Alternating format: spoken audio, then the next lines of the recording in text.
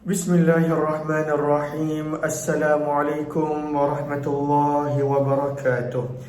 Bismillah, alhamdulillah, wassalatu wassalamu ala habibillah Sayyidina Muhammad ibn Abdillah wa ala alihi wa sahbihi wa mawala. Subhanaka la ilma lana illa ma 'allamtana innaka antal alimul hakim. ولا حول ولا قوة إلا بالله العلي العظيم.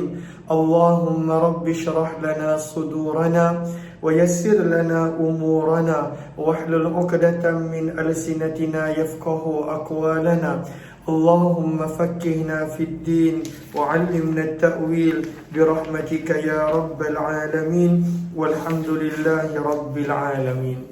Alhamdulillah, alhamdulillah, syukur kepada Allah Subhanahu wa taala kita dapat bertemu kembali di dalam pembacaan sabdaan Nabi, hadis-hadis baginda Nabi sallallahu alaihi wasallam.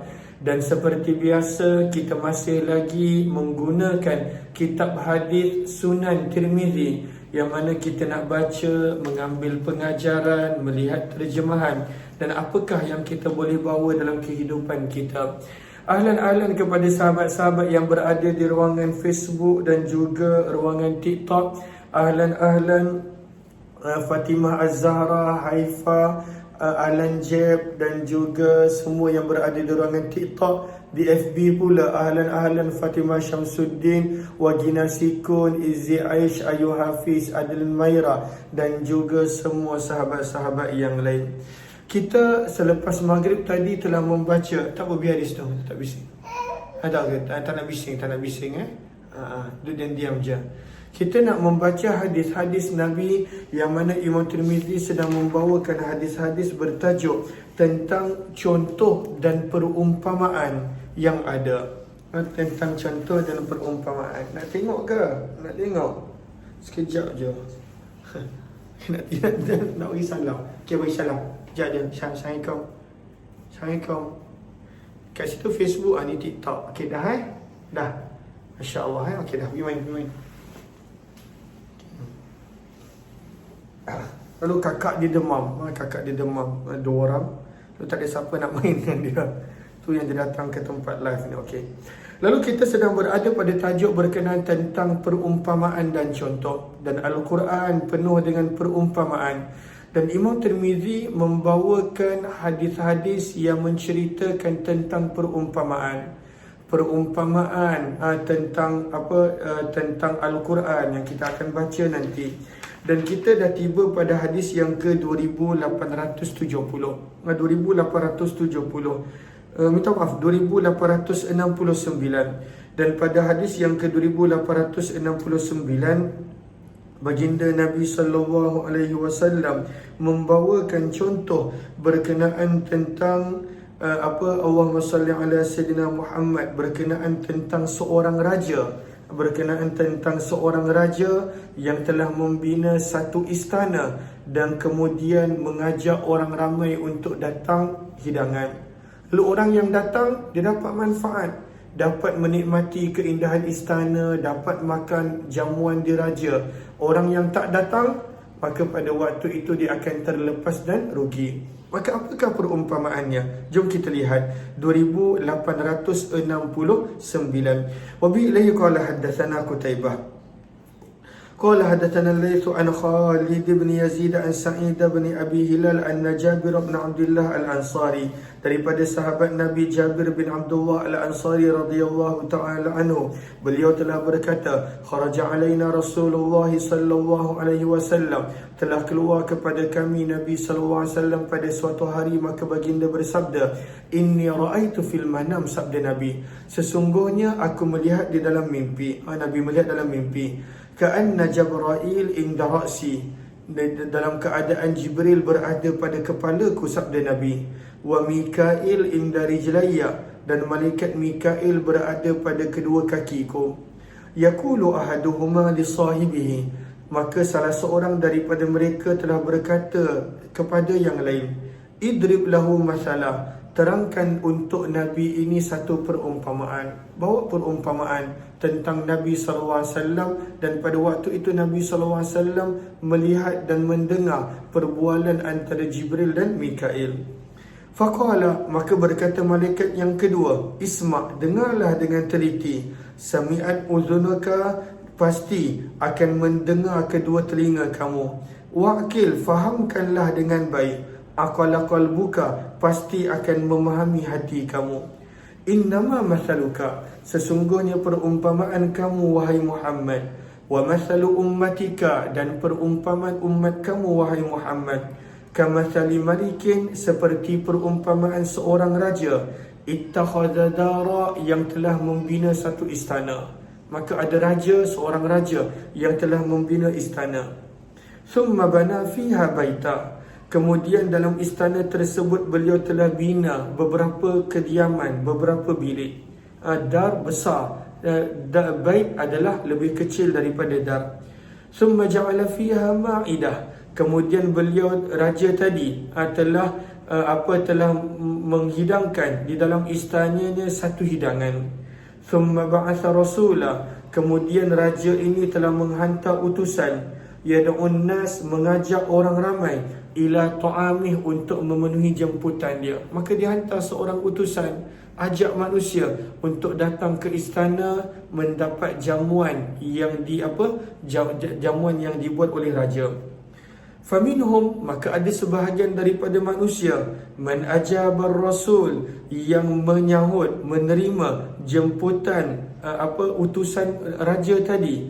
Wa minhum man tarakah, dan ada yang meninggal dan menolaknya. Maka apakah perumpamaan yang malaikat sedang bagi? Fallahu huwal malik, maka raja tadi adalah Allah. Perumpamaannya, waddar al-Islam, istana adalah Islam. Wal baitu al-jannah, tempat kediaman yang ada dalam istana, maka itu adalah syurga. Wa anta ya Muhammad, dan kamu wahai Muhammad adalah umpama utusan raja yang nak mengajak manusia untuk masuk ke istana, untuk mengecapi dan makan daripada jamuan. Man ajabaka, barang siapa yang menyahut jemputan kamu, dakhalal Islam, maka dia masuk ke dalam Islam. Wa man dakhalal Islam, barang siapa yang masuk Islam, dakhalal jannah, akan masuk ke syurga. Wa man dakhalal jannah, dan barang siapa yang masuk ke syurga, akala fi ma fiha, pasti akan dapat makan, menikmati apa yang ada di dalam syurga. Tapi kalaulah seseorang itu dia tidak menyahut panggilan utusan raja, iaitu tak menyahut panggilan Nabi, dia tak akan masuk istana, dia tak akan masuk Islam. Orang yang tak masuk Islam, dia tak akan menikmati akan jamuan yang disediakan, dan dia tak akan menikmati nikmat yang ada di dalam syurga. Maka inilah perumpamaan yang malaikat berikan tentang Nabi SAW, agama yang Nabi SAW bawa, dan nikmat syurga yang menanti orang yang menyahut panggilan Nabi SAW. Hadis ini adalah mursal, kerana kata Imam Tirmizi, Sa'id bin Abi Hilal tidak pernah bertemu dengan Jabir bin Abdullah. Dan di dalam bab ini ada juga riwayat daripada Abdullah bin Mas'ud, dan sungguh telah diriwayatkan hadis ini daripada Nabi daripada sanad yang berbeza dengan sanad yang lebih sahih daripada sanad ini, kata Imam Tirmizi.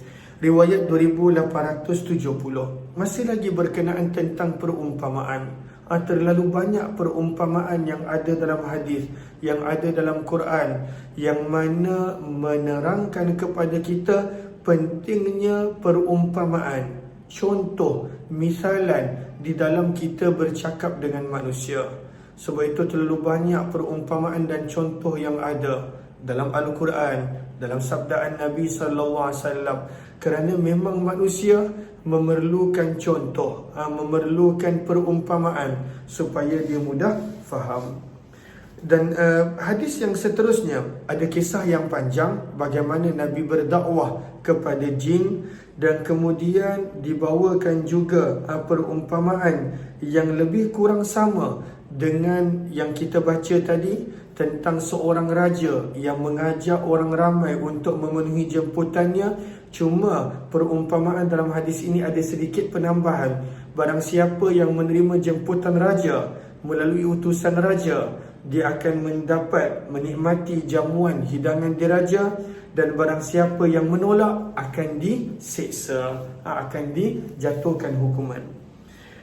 Riwayat 2870. Lalu ini kisah berkenaan tentang Nabi berdakwah kepada jin.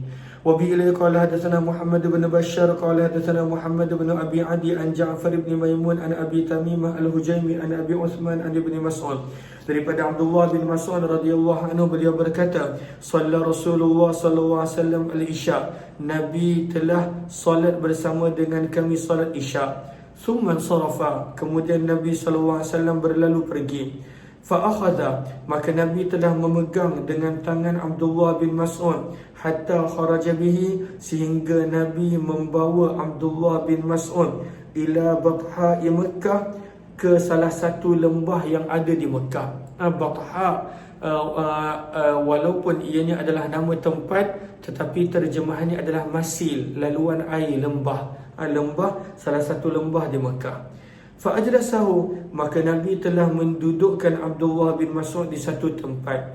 Thumma khatta alaihi khatta, kemudian Nabi telah membuat garis lingkaran di sekeliling, alaihi, di sekeliling Abdullah bin Mas'ud. Nabi buat satu garis lingkaran yang mengelilingi Abdullah bin Mas'ud.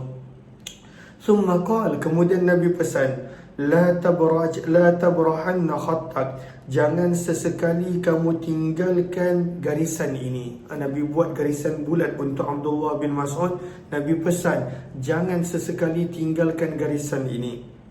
Fa innahu, kerana sesungguhnya nanti sayantahi ilaika, akan sampai kepada kamu rijalun, beberapa orang, fala tukallimhum, jangan kamu bercakap dengan mereka. Fa innahum, kerana sesungguhnya mereka, lan yukallimu, takkan bercakap dengan kamu. Nanti akan ada beberapa orang datang, kamu jangan cakap dengan mereka, dan mereka pun takkan bercakap dengan kamu.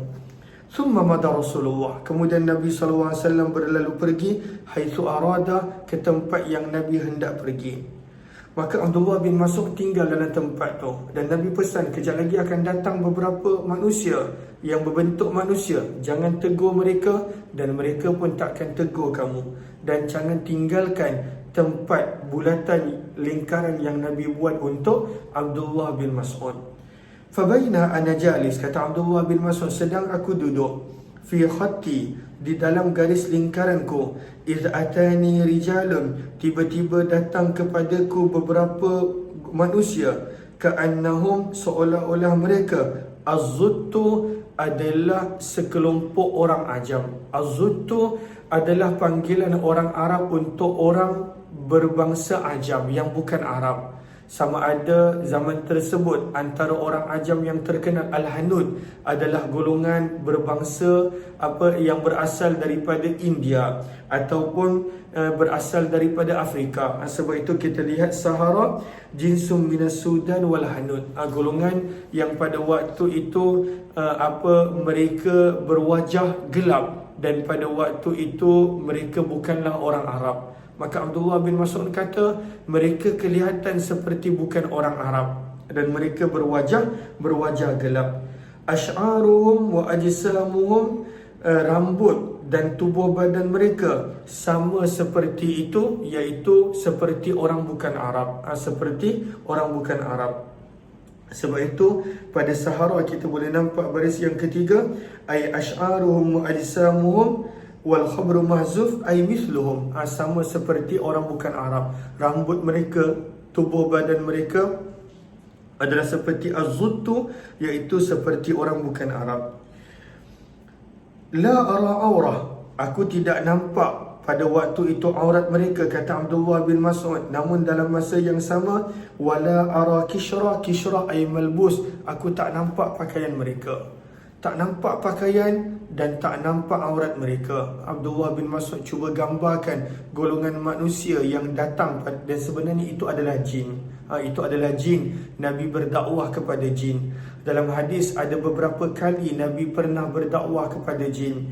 Balik daripada Taif, hadis-hadis yang kita pernah baca, Nabi pernah bertemu dengan jin. Bersama dengan Abdullah bin Mas'ud, Nabi pernah bertemu dengan jin. Maka ada beberapa hadis yang mana menunjukkan Nabi pernah berdakwah kepada jin. Wayantahuna ilayya, maka kelompok jin dalam rupa manusia ini telah datang kepadaku. Wala yujawizuna al-khat, namun mereka tidak boleh melangkaui garis yang Nabi telah buat.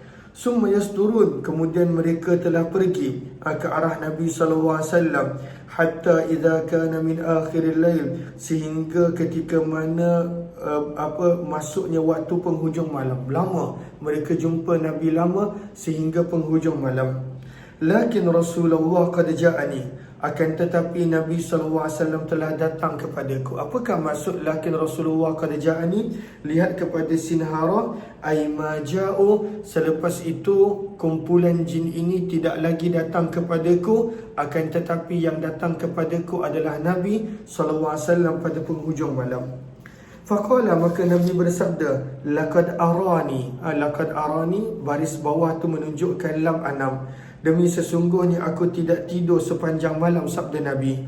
Summa dakhala alayya fi khatti, kemudian Nabi telah masuk ke dalam garis lingkaran yang Nabi telah buat untukku. Fatawassada, maka baginda telah menjadikan bantal fakhidhi, pahaku. Farqadha, lalu Nabi tidur. Nabi tidur di atas paha Abdullah bin Mas'ud radhiyallahu anhu. Wa kana Rasulullah, kata Abdullah bin Mas'ud, adalah Nabi bila bertidur, nafakha, akan kedengaran bunyi dengkur. Nabi bila tidur, Nabi berdengkur. Tapi Nabi tidaklah lalai hati baginda walaupun sedang tidur. Maksudnya Nabi walaupun sedang tidur, Nabi boleh tahu keadaan sekeliling baginda. Maka bila Nabi telah tidur, kata Abdullah bin Mas'ud, fabaina ana qa'id, sedang aku duduk, dan Nabi SAW mutawassidun fakhidhi, menjadikan bantal pahaku. Iza ana birijalin, maka tiba-tiba datang kepadaku beberapa orang lelaki, alaihim thiyabun bid, berpakaian putih, yang mana mereka ini adalah malaikat. Mereka ini adalah malaikat berpakaian putih. Sebab itu lihat kepada Ain Rafa pada baris yang kedua, hadzal hadis yadullu ala anna ru'yatal malaika mumkinah. Hadis ini menjadi dalil bahawa orang yang terpilih boleh melihat malaikat. Sebab Abdullah bin Mas'ud dalam hadis ini dia nampak malaikat, cumanya malaikat berbentuk manusia, maka boleh melihat malaikat. Wal ulama mukhtalifun fi imkani ru'yatil bashar. Para ulama berbeza pendapat adakah manusia boleh nampak malaikat ataupun tidak. Wal ahaditsu dallatun 'alal imkan. Hadis yang sedang kita baca di mana Abdullah bin Mas'ud nampak beberapa orang yang berpakaian putih yang sebenarnya itu adalah malaikat, menjadi dalil bahawa manusia boleh nampak malaikat. Wa fil hadis, dalam hadis Abdullah bin Abbas pula menunjukkan bahawa Abdullah bin Abbas ra'a Jibril. Abdullah bin Abbas pernah melihat Jibril. Wal ikhtilaf, dan perbezaan pendapat adalah adakah manusia boleh melihat malaikat di dunia ini pada bentuknya yang asal ataupun tidak. Itu adalah perbezaan pendapat. Maka Abdullah bin Mas'ud nampak ada beberapa lelaki yang sebenarnya itu adalah malaikat berpakaian serba putih, dan waktu tu Nabi tengah tidur. Fantahu ilayya, dan mereka ini telah datang kepadaku. Fajalasa ta'ifatun minhum, sebahagian mereka telah duduk di sisi kepala Nabi SAW. Wa ta'ifatun minhum inda rijlaih, sebahagian mereka duduk di sisi kaki Nabi SAW. Kemudian mereka telah bercakap sesama mereka, ma ra'ayna abdan, kami tidak pernah melihat seorang hamba Allah, utia, yang diberikan kelebihan seperti mana diberikan kepada Nabi ini, iaitu Nabi SAW. Inna ainaihi tanaman, malaikat bercakap sesama mereka, sesungguhnya kedua mata Nabi ini kelihatan tidur. Wa qalbuhu yaqzan, namun hatinya sentiasa terjaga. Idribu lahu mathala, terangkanlah satu contoh untuk Nabi ini. Malaikat ini bercakap sesama mereka, dan Abdullah bin Mas'ud nampak dan dengar. Masalu sayyidin bana qasran, perumpamaannya adalah seperti seorang raja yang telah membina istana. Summa ja'ala ma'idah, kemudian raja ini telah membuat satu hidangan besar. Fada'an nas, dan mengajak semua rakyat dia, manusia, untuk memenuhi jemputan dia. Faman ajabahu, barang siapa yang memenuhi jemputan raja, akala min ta'amih, dia akan makan daripada makanan raja dan minum daripada minuman yang disediakan raja.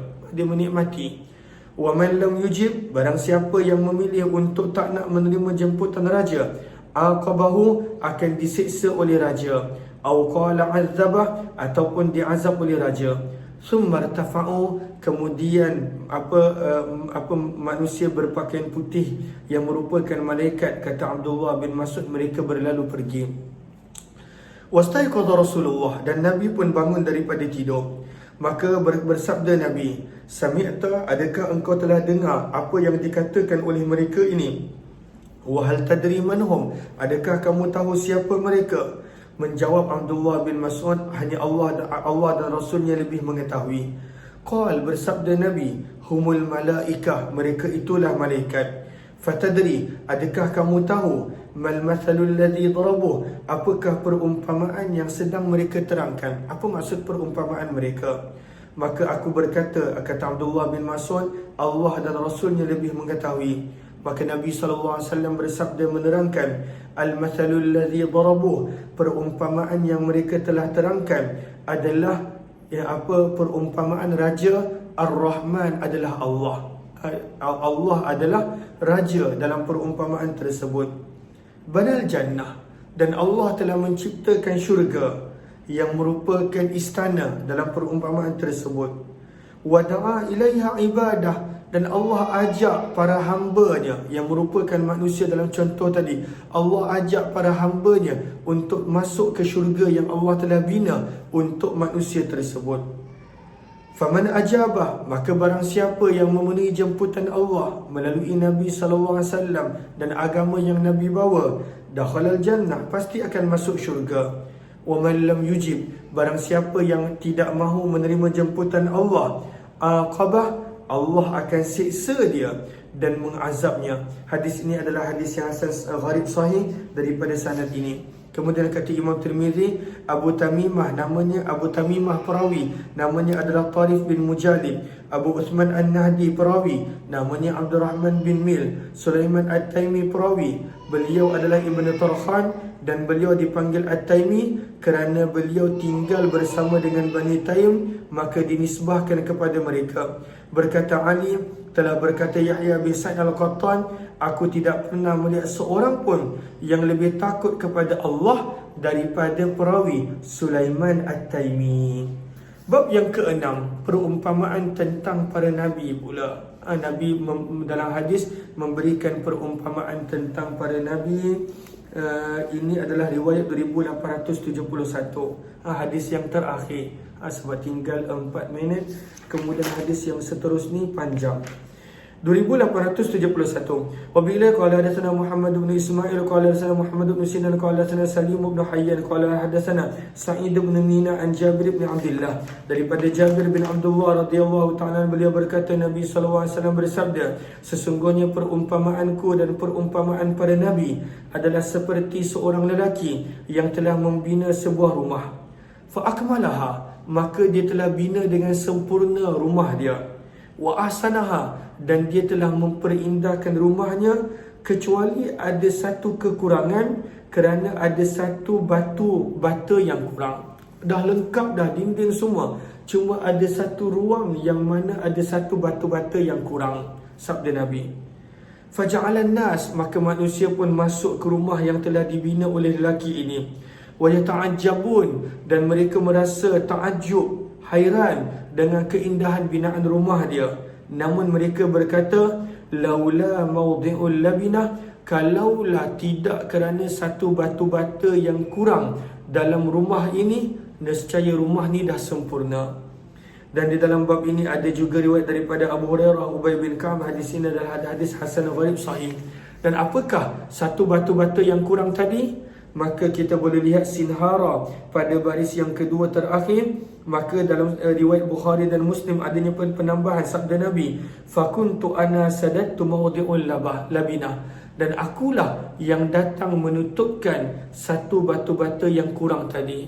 Akulah penyempurna pada Nabi, sabda Nabi sallallahu alaihi wasallam. InsyaAllah kita akan sambung perumpamaan-perumpamaan yang ada, yang mana ini mengajarkan kepada kita dengan perumpamaan-perumpamaan yang banyak ini sebenarnya penting kita bawa dalam percakapan kita, dalam kehidupan kita. Contoh dan perumpamaan, kerana manusia hanya akan lebih mudah faham bila ada contoh dan perumpamaan. Mudah-mudahan insya-Allah kita jumpa lagi esok. Wabillahi taufiq wal hidayah. Assalamualaikum warahmatullahi wabarakatuh.